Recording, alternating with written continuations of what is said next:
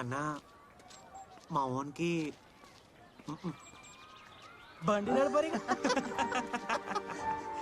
అరే చోటు, పెద్ద మనిషి అయినవారు అసలు.